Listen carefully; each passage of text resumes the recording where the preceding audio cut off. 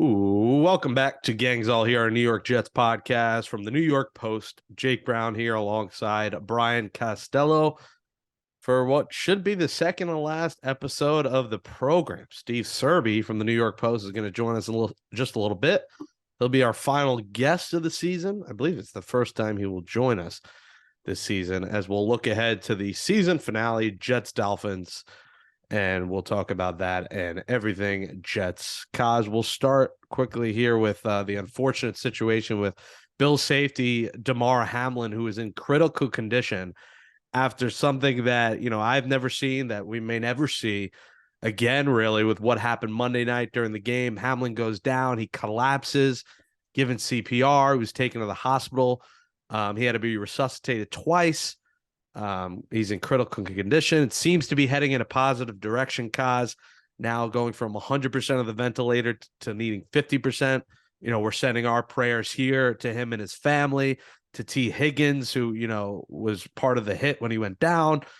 Everyone involved. This is just an unforeseen kind of circumstance, Kaz. And it was scary watching that in real time and seeing the reporters have to reply to it and respond. Great job of the ESPN crew. Just a scary sequence of events.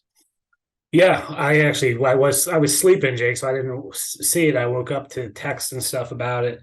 But yeah, I mean it's a very brutal situation to deal with, and I don't know what happens now in terms of these games and how they play games this weekend, and hopefully he's okay, and they're not dealing with anything more here. But I think the NFL has a lot of tough decisions ahead too of how to handle this for every team, but especially for the Bills, and how to proceed with them. And those guys saw something awful on the field on Monday night. I'm not sure how they get back on the field and put that out of their heads.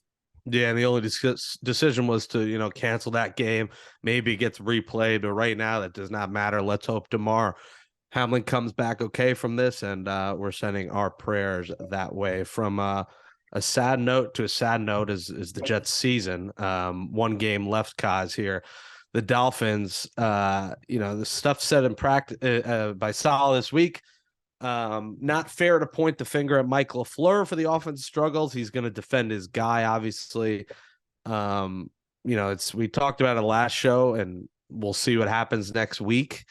The scheduling wise, does something happen Monday? Does it happen Tuesday when, they're back at the facility wrapping up the season?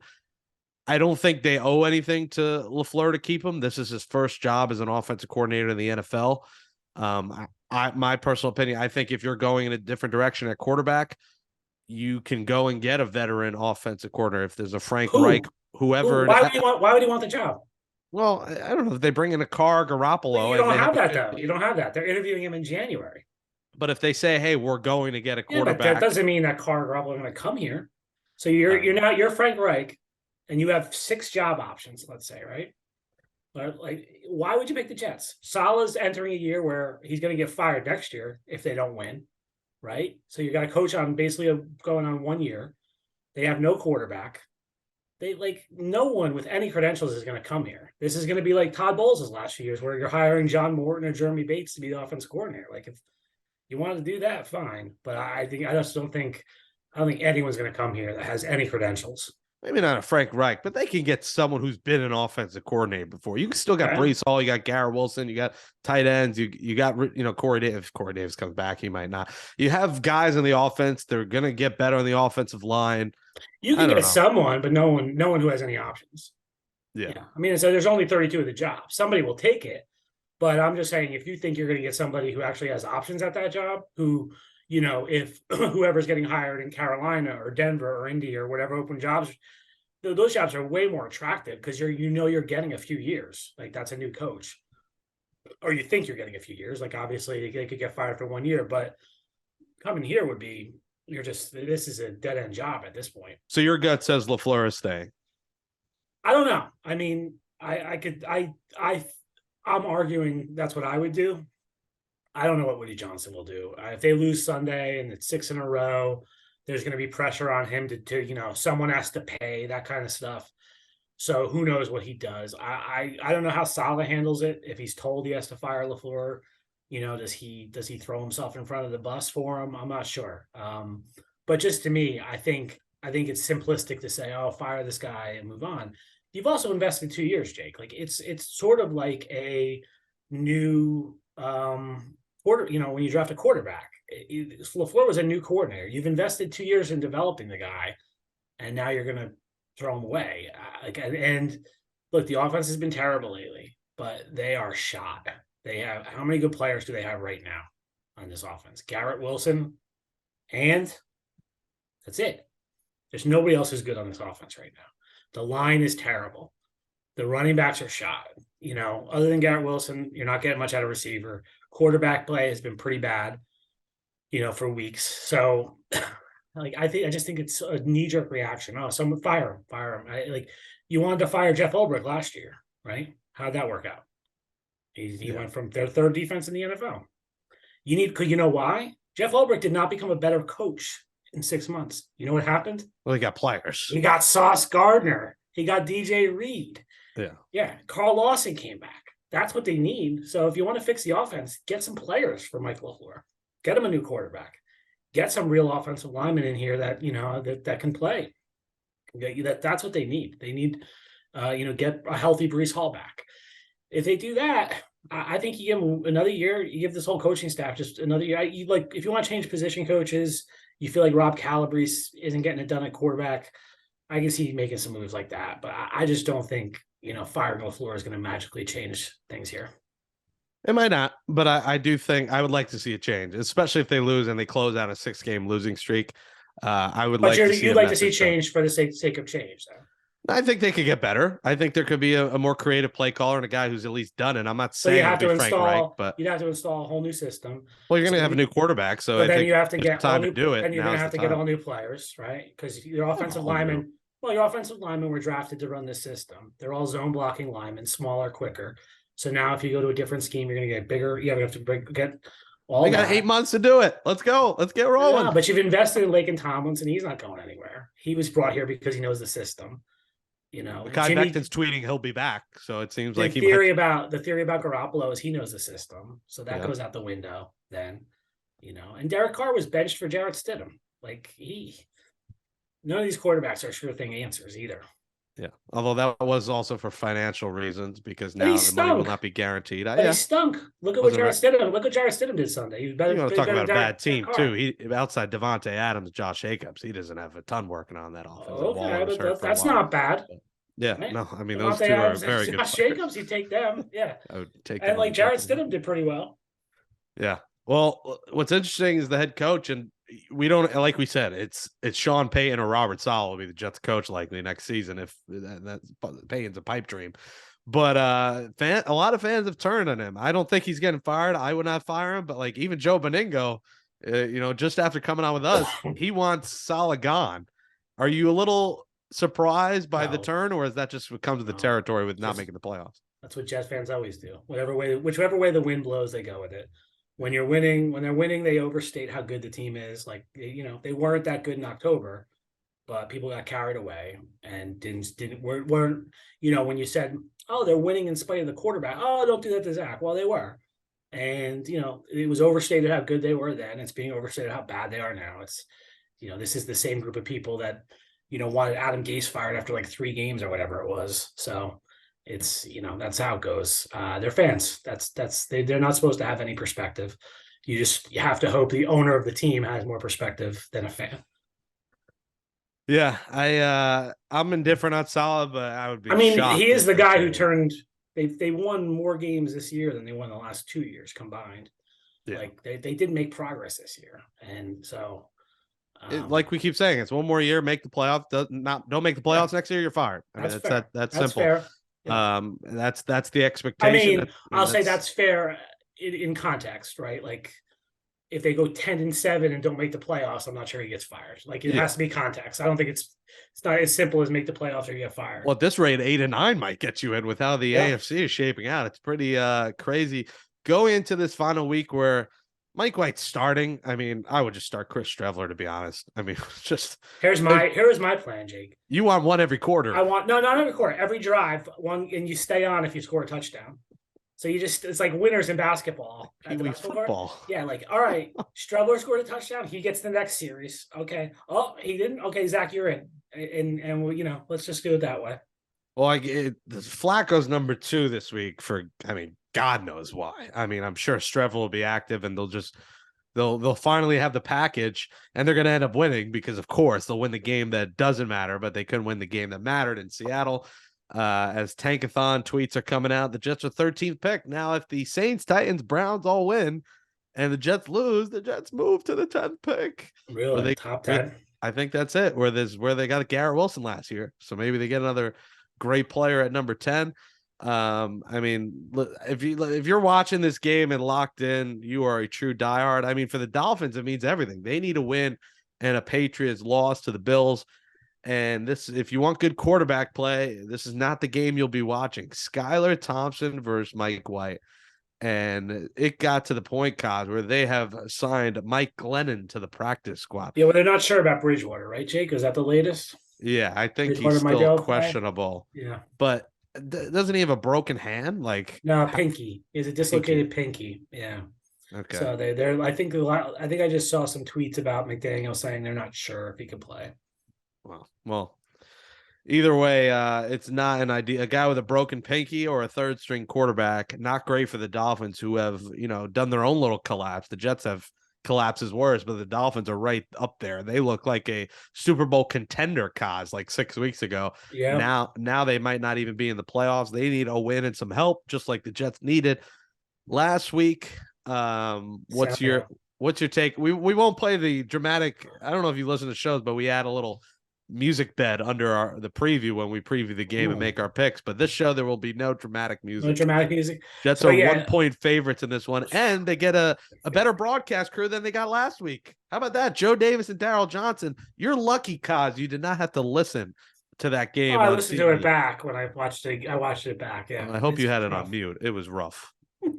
Break down the game. Make your pick. Well, yeah, it looks like Skylar Thompson is what they're talking about, Jake, because Bridgewater still can't throw a football. We're recording this on Wednesday. I don't know. I mean, Dolphins have everything to play for. The Jets don't.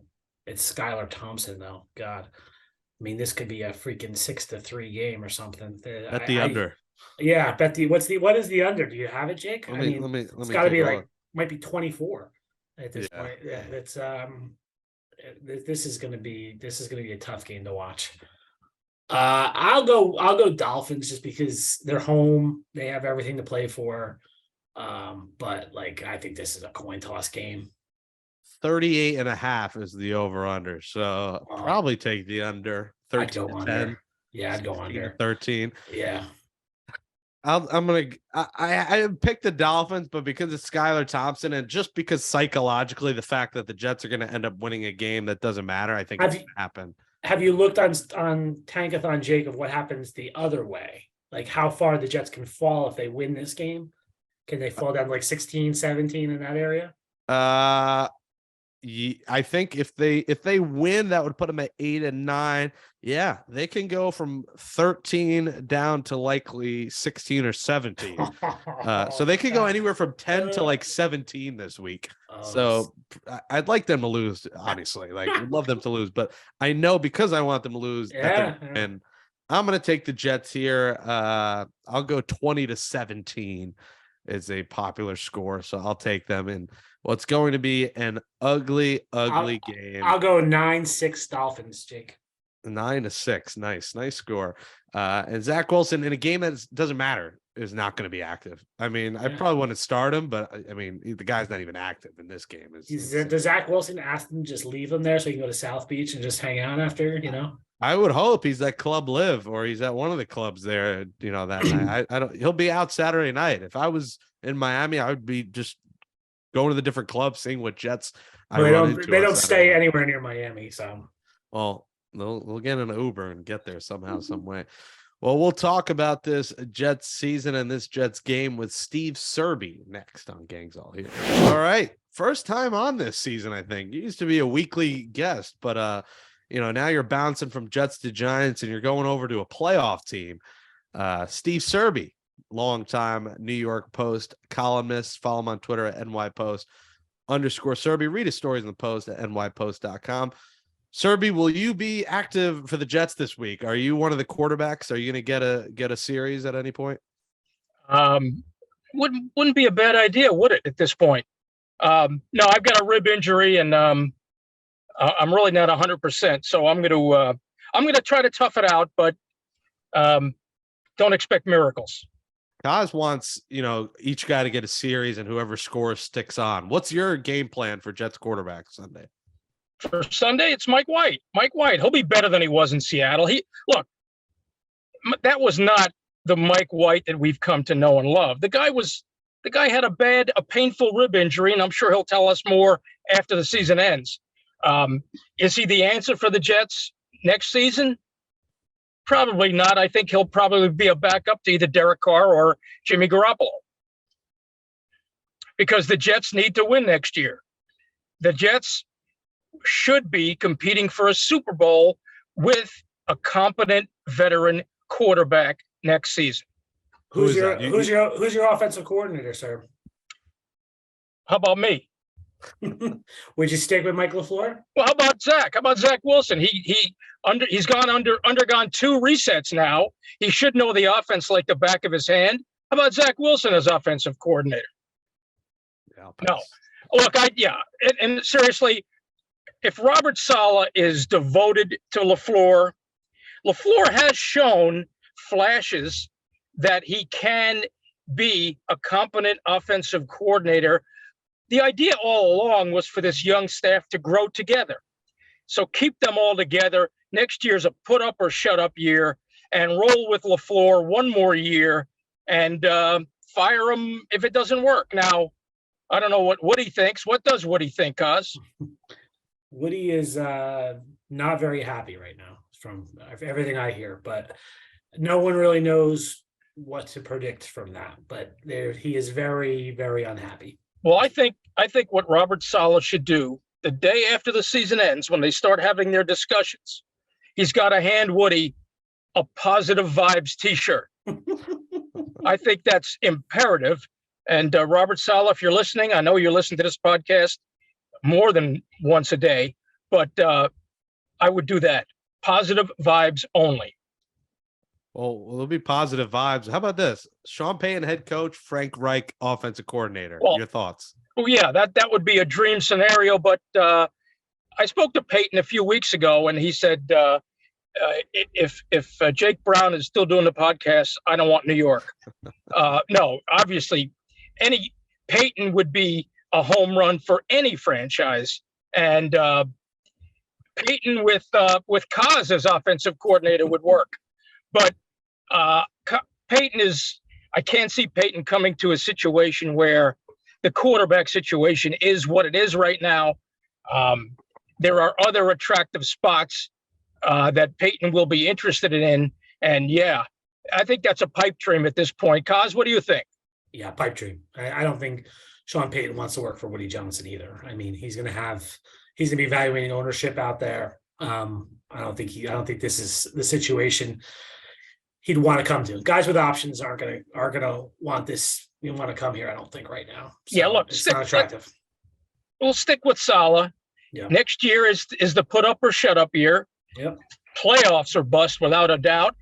And if they get the right quarterback, once you get in the playoffs, who knows? They could contend for a Super Bowl, but you got to find that right quarterback. Look, all the years the Giants fired coaches after 2 years, McAdoo less than 2 years, Shermer 2 years, Joe Judge 2 years.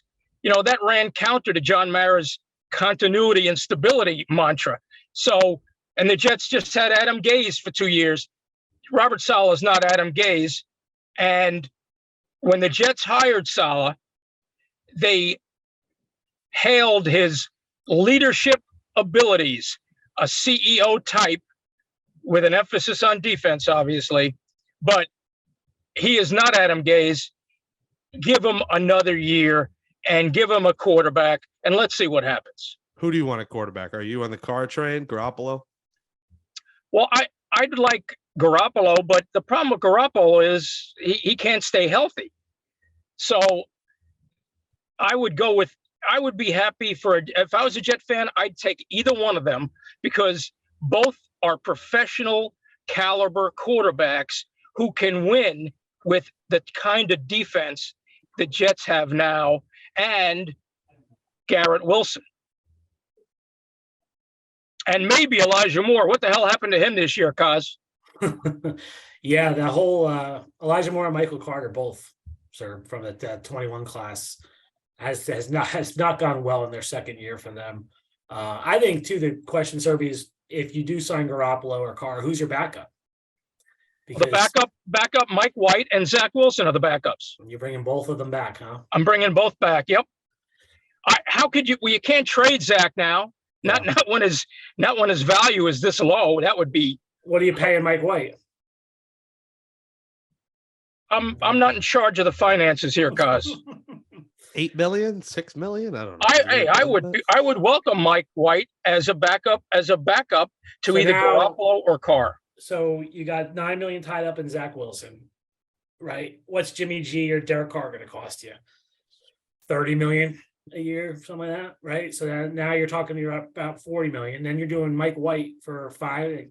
You're paying a lot of money at one position. It's going to be hard to sign other people with all that money tied up at quarterback. So that's true, but the quarterback is the most important position, and the Jets will not win without a competent veteran quarterback who knows his way around the ropes. I don't think you can bring Wilson and White back. I think unless you're not signing somebody. I think if you're signing one of those guys, that somebody's not coming back.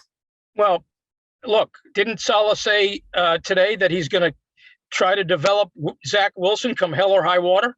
He did. Well, it's been a lot of hell and a lot of high water this year, that's for sure. But I wouldn't give up on. I would not give up on the kid. I just wouldn't. They believed so much in him. Joe Douglas went to bat for the kid, raved about him, made of the right stuff, all that stuff. Should have drafted Justin Fields, as it turned out, but. I'm not sold on Justin Fields either. Well, Justin Fields is a great runner. He can't throw the ball though, so I just don't. Yeah, I know, but when you run for 150 yards, that's I know that we've seen in this league that does not last very long. There's not many guys who could do that for 10 years. But if he's the Jets quarterback this year, they're in the playoffs. It's not even close. If he was the quarterback, I don't know that. I mean, I think they are. He's not an effective passer. You don't think he's a young Cam Newton, Cuz? He could be a young Cam Newton. He's big enough to absorb the beating when he does run. Cam's the one guy that kind of did it for a lot of years and it didn't get hurt. Everybody else usually gets hurt playing that style of football. Yeah, well, Zach Wilson has gotten hurt not playing that style of football. Yeah. I just don't know how you don't give up on it. I get he's young and he could get better, but he's just been so terrible, Serby, that and I get this value's low. You might not even get a 7th round pick for him, but if they can find any way to shed that money but it's the finances and it's the fact that you're going to give up on the 2nd overall pick of a draft and not get anything back for him. I think they have no choice. They have to. They have to try to develop him. Now, in getting back to Mike LaFleur, you could argue, look at the job the Giants have done with Daniel Jones and that coaching staff. John Mara, of course, before the season started, said we've done everything possible to screw Daniel Jones up. Well, they did everything possible to turn Daniel Jones into a franchise quarterback. The Jets have not. Mike LaFleur has not done that with Zach Wilson. Now, again, we've seen signs that LaFleur can coordinate an offense even a year ago with Mike White and Josh Johnson, right? But his failing is he has not developed Zach Wilson. And you saw. What if Zach Wilson just can't be developed? What if he's Jamarcus Russell? What if he's Ryan Leaf? Well, okay, then get rid of him next year. Yeah. But after 2 years to give up on the 2nd overall pick in the draft, maybe he's not that word. Maybe he's not redeemable. But I don't think, since you can't get anything for him right now except a bag of chips and a Pepsi or a Coke, try to develop him. Because Joe Douglas believed so steadfastly in this guy. So don't give up on him yet. I know maybe he can play in New York. Maybe he is a bust. But I don't think the jury should be in just yet. Well, I think your Kafka point is why LaFleur should be canned, because look what he's done with Isaiah Hodgins and the like, and Richie James over there. Well, that's also that's Brian Dable too. Yeah. Salah's a defensive coach. Mm-hmm. So Mike LaFleur basically was on his own here, right? Which is why I think you need more of an offensive mastermind